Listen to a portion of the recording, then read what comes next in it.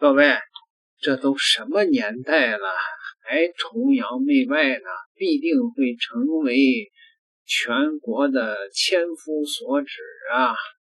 现在呢，有这么一个事儿，上海复旦这两个词儿，好像就是崇洋媚外的连体婴儿一样，是吧？刚说完了，上海复旦的有一位今日的教授被全国封禁的事儿，可能还涉及到侮辱营业罪，是吧？这又传来一个消息，好家伙，上海复旦的一位美国的洋垃圾流子白嫖了上百位中国女性，而且人家是在约会的过程中是从来没付过1分钱呢。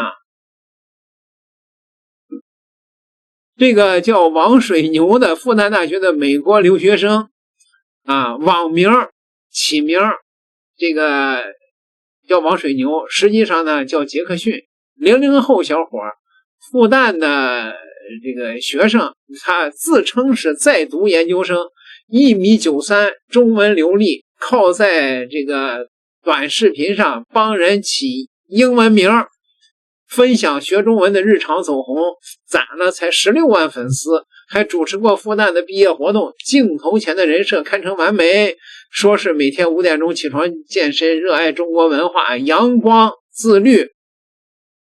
然后爆料来了，多名女性网友集中指控约会吃饭开房全由女方买单，美其名曰零成本约会，同时与多名女性保持关系，套路统一，辅导中文起英文名，参观我家。最严重的指控是不做防护措施致多名国女怀孕，然后劝人打胎，拉黑失联。而他的抖音评论区里至今还有女生排队求起名。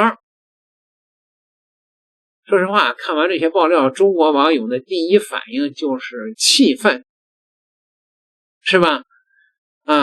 那么到底这个王水牛是怎么回事呢？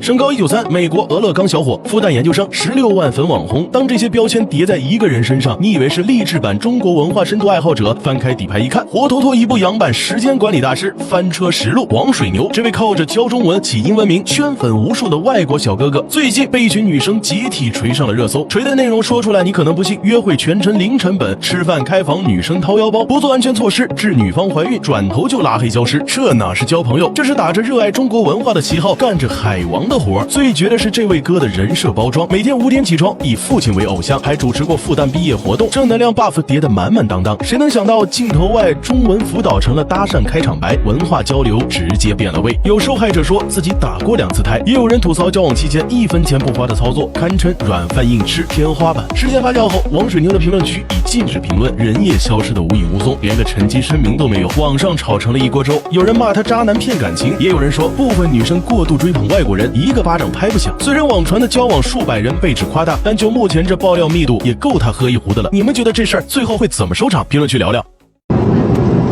今天这是10万粉丝的 Q&A， 我现在回复你们的问题。王水牛，你为什么叫王水牛呢？我的好朋友给我的名字，因为我喝很多水，然后我另外一个朋友他姓王，所以他送给我他的姓水牛。在中国你觉得最好吃的美食是什么？在中国我觉得最好美食的就是火锅，我特别喜欢火锅，我喜欢贵州酸辣的火锅，我也喜欢潮汕火锅，潮汕牛肉我觉得很好吃，我也喜欢北京火锅，有这个锅子，有这个特别的锅子，我觉得非常非常的好吃，而且很好玩。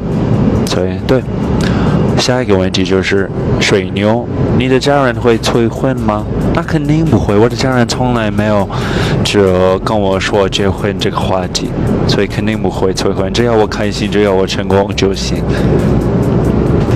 下一个问题就是你怎么唱的那么高？你到底有多高？水牛？那我有1.93米，然后我妈妈跟我说我唱的比较高，因为我小时候吃很多胡萝卜，然后我吃那么多，我的鼻子就变橙色的，下一个问题就是牛牛，你为什么选择在中国上学？有什么吸引到你的地方吗？我选择在中国上学，是因为我前年来中国旅游，然后第一个地方我来就是深圳，在深圳给我一个非常好的印象，我就马上爱上中国了。然后哇，这是什么地方？这个地方比美国发达，比美国安全，就大家都那么热情。我感觉我发现一个不同的世界上。然后下一个问题就是，你怎么学中文这么快？才1年你已经会说中文？我学英文好多年，但是还不会讲英文。对我来说，最重要的是交很多中国朋友。我交非常非常多的中国朋友，然后我每天都跟他们讲中文。可能开始的时候特别难，这第二个月，我就一直在用我的手机给我翻译，然后我完全听不懂他们在说什么，但是我就假装我听得懂，然后我看很多中文的内容，然后有时候我背单词，但是我不是很努力，我就交很多中国朋友，特别是中国朋友不会讲英文的，然后我就必须讲中文，然后越来越就可以了。这跟你们一样，你们小时候就是宝宝，你们完全听不懂中文，然后你的家人都跟你讲中文，然后你就慢慢越来越就会中文了。我看很多人想学习英语，但是他们怕听不懂，他们怕说错。我开始学习中文的时候，我告诉自己，如果你想进步，你必须听不懂；如果你想进步，你必须说错。牛牛现在10万粉丝，心态有什么变化？没有呀，没有吧？如果我有1万粉丝、10万粉丝、100万粉丝、1000万粉丝，不会影响我，就我还是水牛，就我不会变，所以我觉得我无所谓，但是我很喜欢在外面遇到你们，遇到一些粉丝，然后跟你们打个招呼，认识你们，就跟你们合照，这个我很喜欢，这个越多越好，这个会让我很开心。但是我的粉丝量无所谓。好的，我现在在机场，我要去重庆待几天，然后我再回上海，所以今天就到这里了，拜拜，我爱你们。我是老吴，同志们，昨天就看到关于复旦大学王水牛的事了。我真的以为从1949年以后，我们中国人民就全都站起来了，但是事实却告诉我们，还是有一帮赛博坚壁依然选择了跪下，而且是有选择性的跪下。这帮玩意儿是拥有多重标准的，他们本质上是与公用的智能马桶没有任何区别的，只不过他们会更加智能一些，或者说智障也可以。他们遇到白色、黑色，甚至于阿3都可以自动开盖，但当遇到同胞的时候，他们就是另外一副面孔了。他们会变得慢热，会觉得被南宁，会觉得自己与男同胞多待一会儿都会躯体化。这是他们身上的一切负面 buff 来源，都是来自于我们男同胞。那么咱们接下来进入正题，这个王水牛是个什么情况呢？根据多位网友以及多位大 V 曝光出来的情况来看，这个复旦大学的网红留学生王水牛不光是玩弄了上百个女人，约会的时候还1分钱不花，全都由这帮赛博坚壁支付，甚至于还导致多位女子怀孕。我说一句最到家的话，这些玩意儿一点都不值得可怜，包括怀孕的那些。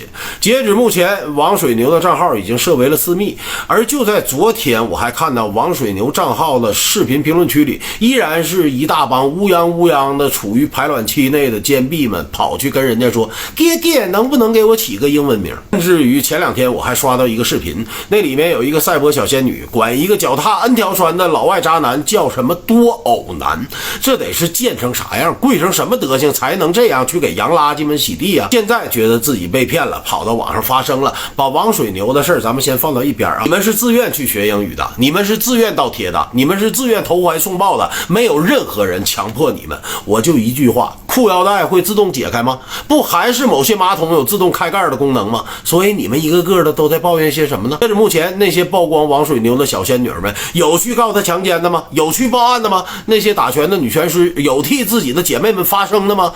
对了，多问一句，妇女报报道了吗？什么都没有啊！那指望着我们男同胞干什么呢？复旦大学是不是应该展开调查了？相关部门是不是也应该跟进一下啊？见到洋人就眉开眼笑，见到同胞就横眉冷对，这是病，这更是社会教育的彻底失败。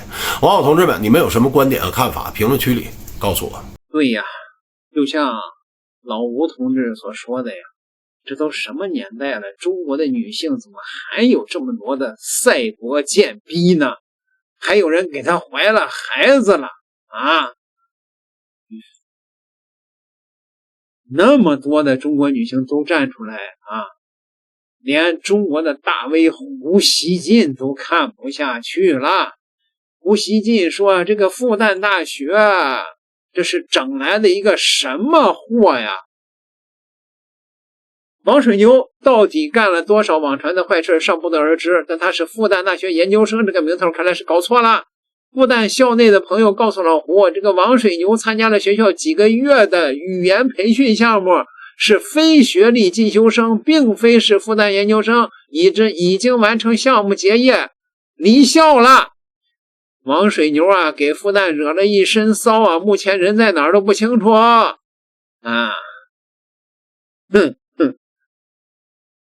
自称是研究生，实际上就在复旦上个中文班。